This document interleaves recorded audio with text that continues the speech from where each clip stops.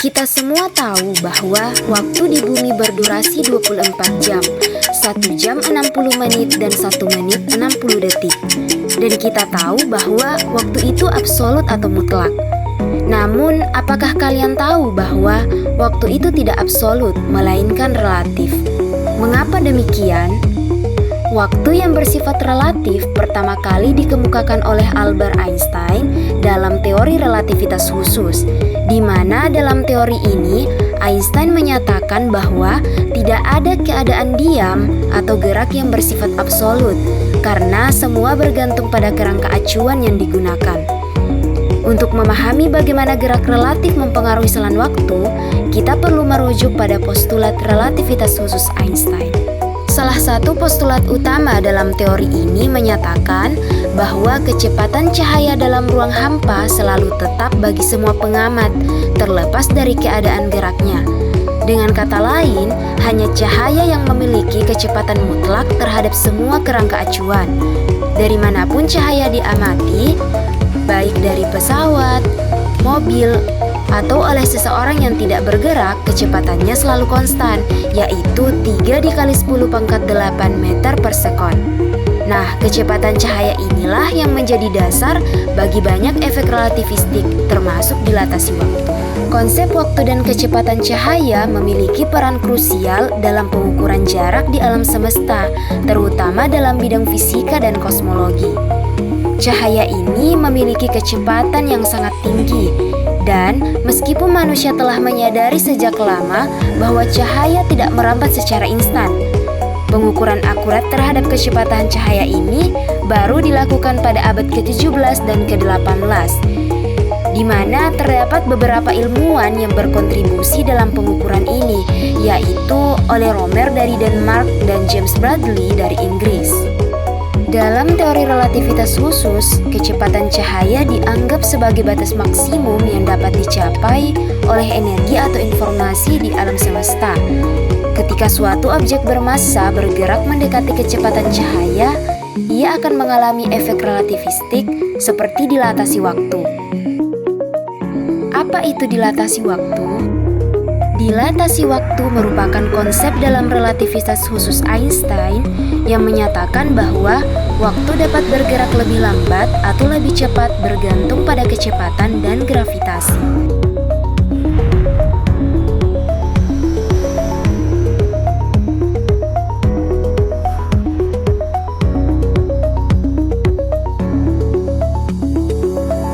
Dilatasi waktu adalah perbedaan dalam pengukuran waktu yang disebabkan oleh gerak relatif. Bagi pengamat yang diam terhadap suatu titik acuan, waktu tampak berjalan lebih cepat. Sementara bagi pengamat yang bergerak relatif terhadap titik acuan tersebut, waktu tampak berjalan lebih lambat. Dengan kata lain, ketika suatu objek bergerak dengan kecepatan mendekati kecepatan cahaya, waktu untuk objek tersebut akan berjalan dengan lebih lambat dibandingkan dengan objek yang diam. Ini dikenal dengan dilatasi waktu kecepatan. Sehingga secara matematis dilatasi waktu dapat dinyatakan dengan T sama dengan T0 per akar 1 dikurang V kuadrat per C kuadrat, di mana T merupakan selang waktu yang terukur oleh pengukur yang bergerak relatif, sedangkan T0 merupakan selang waktu yang terukur oleh pengukur yang diam. V merupakan kelajuan relatif pengukur dalam satuan meter per sekon, sedangkan C merupakan kecepatan cahaya dalam ruang hampa dengan besar 3 dikali 10 pangkat 8 meter per sekon. Konsep relativitas Einstein juga menyatakan bahwa waktu dipengaruhi oleh gravitasi, di mana semakin kuat gravitasi, semakin lambat waktu akan berjalan. Misalnya, jika suatu objek berada di medan gravitasi yang kuat, waktu akan berjalan lebih lambat dibandingkan dengan tempat lain. Fenomena dilatasi waktu telah terbukti dalam berbagai eksperimen serta aplikasi dunia nyata. Salah satu contoh terkenalnya adalah paradoks kembar, di mana dua saudara kembar mengalami perbedaan usia setelah salah satunya melakukan perjalanan ke luar angkasa. Misalnya, si A pergi keluar angkasa dengan kecepatan yang sangat tinggi dan konstan, mendekati kecepatan cahaya, sedangkan si B tetap tinggal di bumi. Dan setelah beberapa tahun lamanya di bumi, si A kembali ke bumi. Dan betapa terkejutnya si B karena umurnya jauh lebih tua daripada si A. Hal ini terjadi karena si A bergerak dengan kecepatan mendekati kecepatan cahaya, maka si A mengalami waktu yang lambat dibandingkan si B. Untuk memperdalam pemahaman kita tentang dilatasi waktu, mari kita simak dan pahami contoh soal berikut. Si kembar A pergi ke ruang angkasa ketika berumur 20 tahun dan mengembara ke ruang angkasa dengan kelajuan 0,96 C. Setelah 14 tahun berkelana, si A pulang ke bumi. Bila si B masih hidup, berapakah usia si B pada saat si A pulang ke bumi?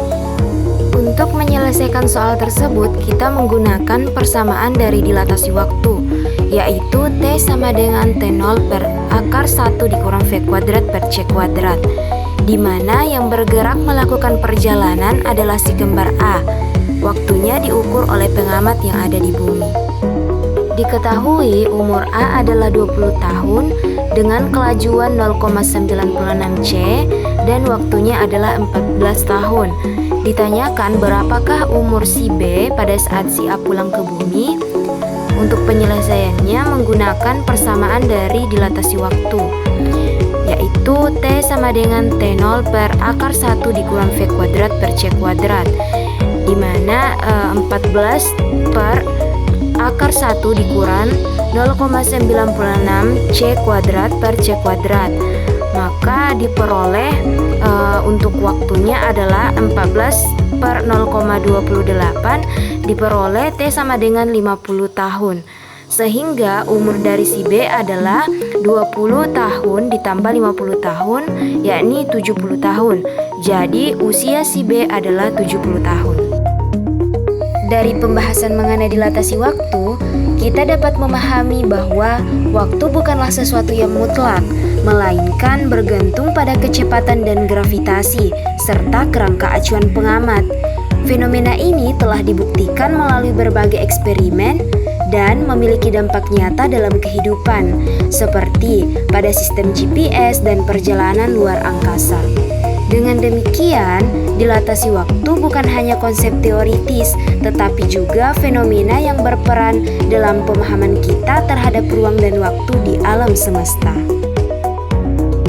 Jika waktu dapat berjalan lebih lambat bagi pengamat yang bergerak cepat, apakah mungkin suatu saat manusia dapat memperlambat penuaan dengan melakukan perjalanan pada kecepatan tinggi?